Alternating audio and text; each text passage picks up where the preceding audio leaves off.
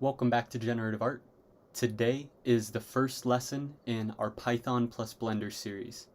If you did not catch the Node.js plus P5.js and React in the first section, make sure you go watch that so that you can set up the smart contracts on the blockchain that we're actually going to be using to mint our NFTs.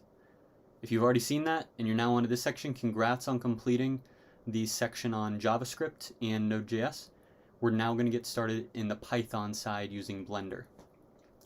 This piece that I've got displayed behind me is actually a piece of art that we're going to be working towards creating first off using Blender and Python. I made it yesterday. I just made a quick Python script inside of Blender, and I was able to make this piece of generative art. Each time I run the script, it creates an entirely new and unique output. There are 100 squares inside of this piece of art, and each of those squares has an entirely unique z-coordinate, as well as the color is randomized each time as well. So without further ado, the two things we're going to be doing today are downloading Blender and then writing a very simple script to generate our first piece of generative art. Let's get started. To get started, we're going to go to Blender. If you have not used Blender before, you can just run a quick Google search for Blender. If you're taking this course on Udemy, I will also have the link to Blender inside of this lesson. Once you're on the website, you can just click the download button. So I think I already have it downloaded, so I'm not going to download it again. But once you do download it, it will be inside of your downloads. So I have this Blender download. And when I click on it, I drag Blender into my applications. And once Blender is in my applications, boom, now let's open up Blender. I tried to uninstall it so that I can start with a fresh Blender setup so that I can be on the same page as anybody who's just getting Blender set up, but we'll see if the settings are going to be restored from the last install I did.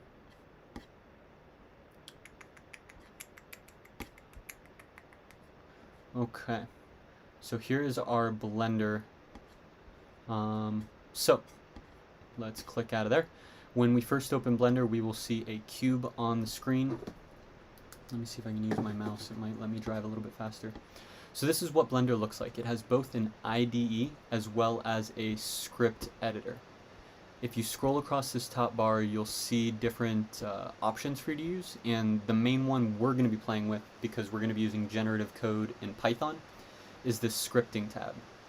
So if you click on the scripting tab, it's going to open up you can click on text and then new, and then you'll have a text field where you can do anything that you want for coding inside of Blender. First thing we're going to be doing anytime we're coding in Blender is the first thing we're going to do is import bpy, which is the Blender library for Python. I'm going to slide this so that we can see our output a little bit better. And now the next thing I'm going to do is I am going to delete this shape on the screen. Need a little mouse pad. Cool. So the first thing we're going to do is delete this cube by just clicking the X button, which is going to then ask you, hey, do you want to delete it? So I'll hit enter or return to delete it. And we get these logs down at the bottom that show what we're doing in real time. So pay attention down at the bottom. When I click on this and I delete it using X and then enter, the log shows, hey, you just deleted something and we're going to let you know about it, which is great. The next thing we're going to want to do is add. We want to add the cube. So let's click add mesh and then cube, or we could, yeah, that's what we're going to do, is we're going to add mesh cube. And now we can see down here, instead of the deleted command, we actually have this creation of a cube command. So we're going to copy that line and paste it over here in our script. Copy, paste. What am I doing? Command C, Command V. There we go. So now we've got this command to be able to create a cube. I'm going to delete the cube again by clicking X and then return to delete it. Now let's run our script by clicking this play button. And boom, we just created a cube using our script. Now, you might be saying, well, how do we know that our script is actually doing that? Great, I'm glad you asked. Let's delete this cube again, and let's see what's going on. We've got a location value over here, and I'm going to make this a variable.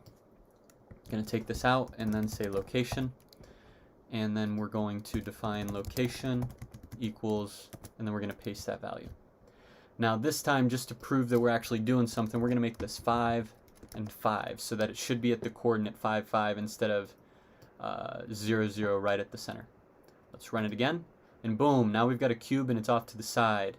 And if I want this cube to be back where it was, we'll make it 0, 0. We'll run the script again, and then we should be right back on the origin. So now we've got a script and we are generating a piece of art, which is great. We've officially downloaded Blender, so our first step is done. It was nice, good work. You downloaded Blender. It's free, open source, generative art tool.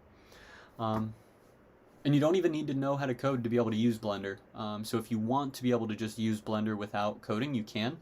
In this course, we will be sticking with the code because that's what I'm interested in as a generative artist, is using algorithms to create unique art that we can host on the blockchain. So now we want to make a loop. Instead of just having one cube, I want to have 10 cubes. So let's say for x in range 10. This is going to run 10 times. So now let's just make 10 cubes. We'll delete this cube. And now when we run this, we're going to make 10 cubes all on top of each other. Can't really tell unless you look over here on your resources and you can see we now have 10 cubes. I'm going to delete them all by dragging, click X, delete them. So they're all on top of each other, which doesn't really help. So what we're going to do now is we're going to move this location variable inside of our loop.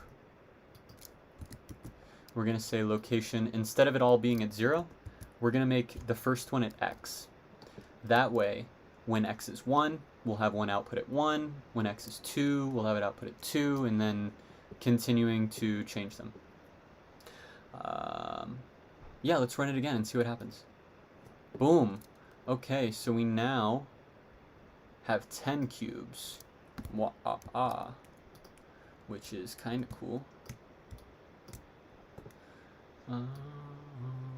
So we now have 10 cubes, but they're all sitting on top of each other.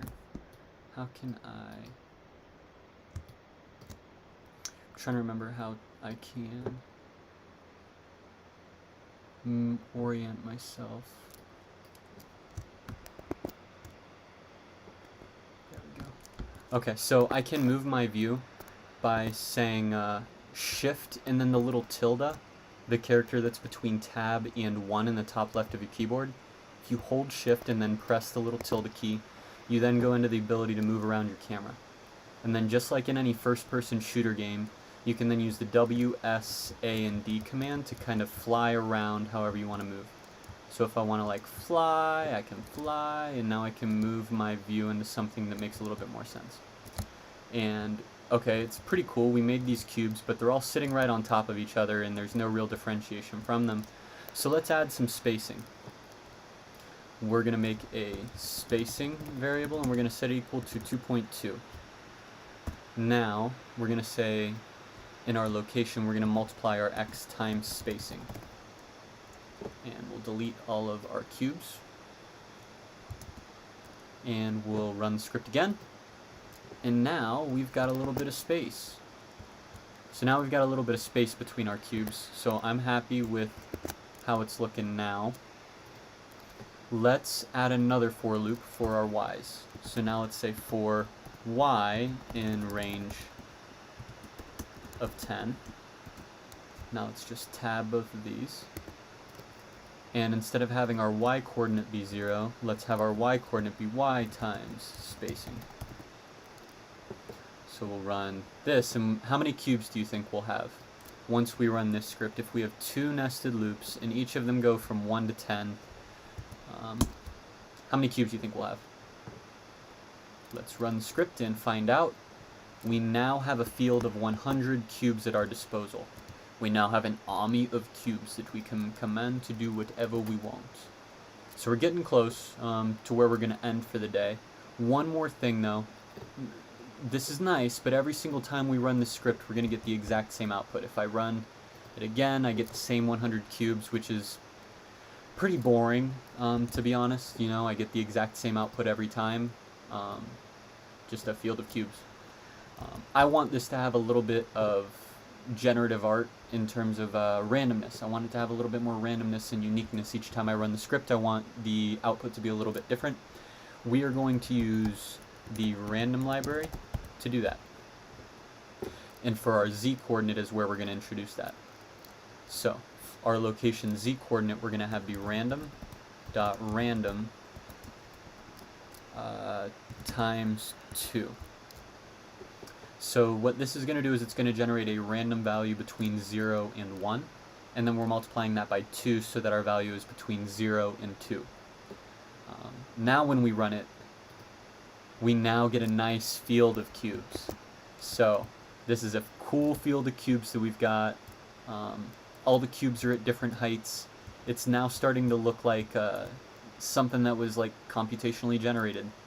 So in each time we run the script, we're going to get something just a little bit different, because each of these individual cubes has its own random placement.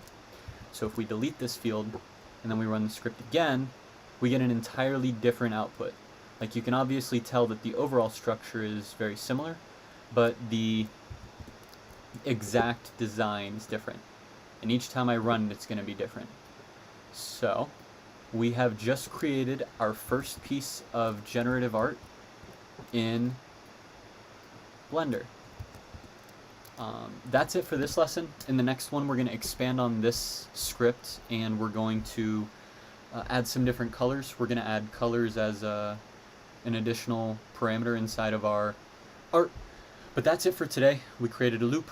We downloaded Blender. Congrats, you are now not only a generative artist in JavaScript using the P5.js library, you also have Python in your toolkit now. See you in the next lesson. Great work today.